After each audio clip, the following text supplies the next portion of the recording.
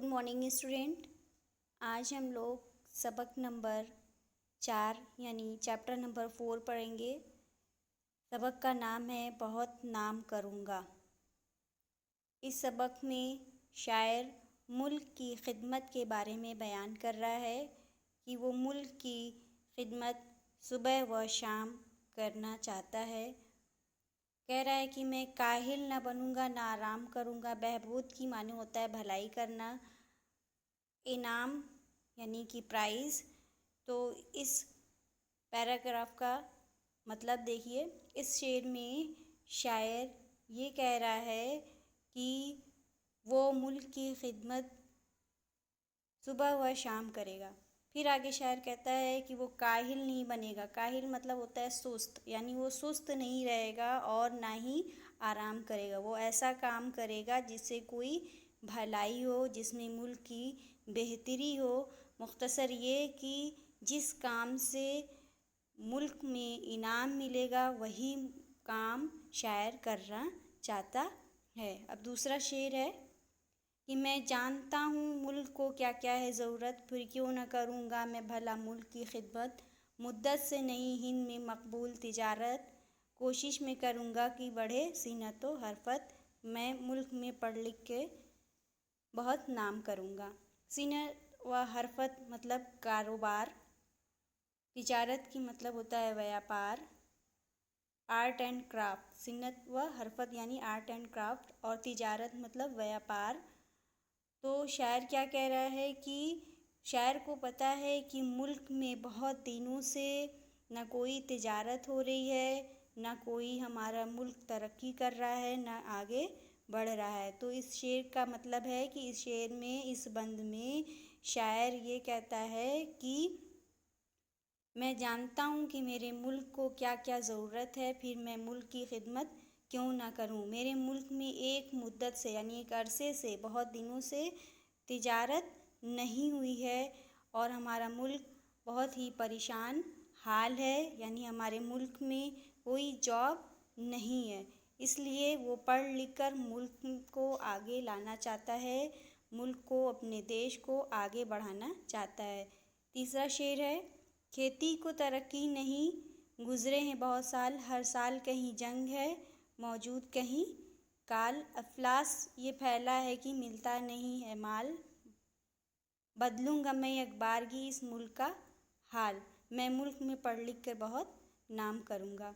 इस शेर का मतलब क्या है देखते हैं। इस बंद में शायर ये कह रहा है कि हमारे मुल्क की में बहुत ही गरीबी, अफलास फैलो यानी बहुत ही हर तरफ गरीबी फैली हुई है, मुफलिसी फैली हुई है और खेती को भी कोई तरक्की नहीं हो रही है। कहीं काल पड़ गया है, कहीं सूखा पड़ा हुआ है, तो कहीं गरीबी है।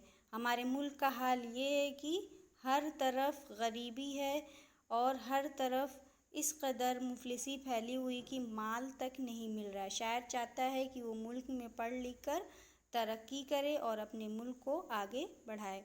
अगला बंद है, चौथा बंद है ये कि मैं जानता हूँ रंज से मलगूब वतन है, प्यारा है बहुत और बहुत खूब वतन है।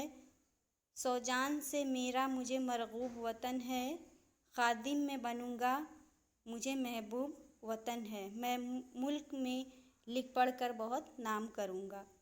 अब देखिए, खादिम के माना होता है नौकर।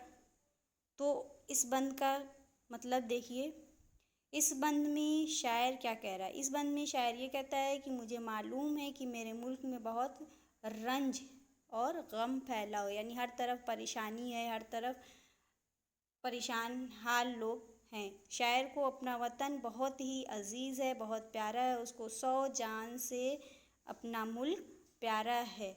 इसलिए वो मुल्क में पढ़ लिख कर तरक्की करना चाहता है। आगे शेर है, लास्ट है, ये आखिरी शेर है। इस शेर में शायर क्या कहता है देखिए कि लाऊंगा बुलंदी पे यूं अहले वतन को, छू लेंगे कभी हाथों से सूरज की किरण को। दूंगा मैं नए फूल से हर एक शाख समन को, फिरदौस बनाऊंगा मैं भारत के चमन को। फिरदौस मतलब होता है जन्नत। तो शायर लास्ट शेर में क्या बयान कर रहा है, इस बंद का मतलब देखते हैं कि इस बंद में शायर कहता है कि वो पूरे वतन को बुलंदी पर लाएगा, यानी बहुत ऊंचाई पर लाएगा। वो अपने मुल्क को इतनी ऊंचाई पर, बुलंदी पर ले जाएगा कि जैसे वो सूरज की किरण को हाथ से छू लेगा, यानी सूरज की रोशनी को वो हाथ से जिस तरह छू लें, उस तरह वो अपने मुल्क को तरक्की की तरफ ले जाएगा और हर एक दरख्त की हर एक शाख को नए फूल देगा। समन यानी फूल, कह रहा है खिलते हैं मैं अपने मुल्क को फिरदौस बनाऊंगा, यानी जन्नत की तरह बनाऊंगा। मैं मुल्क में पढ़ लिख कर बहुत नाम करूंगा। शायर क्या कह रहा है कि वो इतनी तरक्की करेगा, इतने ज़्यादा पढ़ेगा, इतना तरक्की कर लेगा कि वो मुल्क को जन्नत की तरह बनाएगा। शायर को मुल्क से बहुत ही ज़्यादा मोहब्बत है।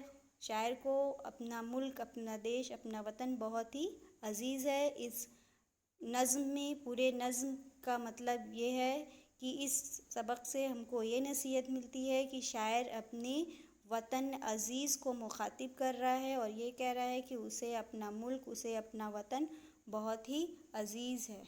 Thank you.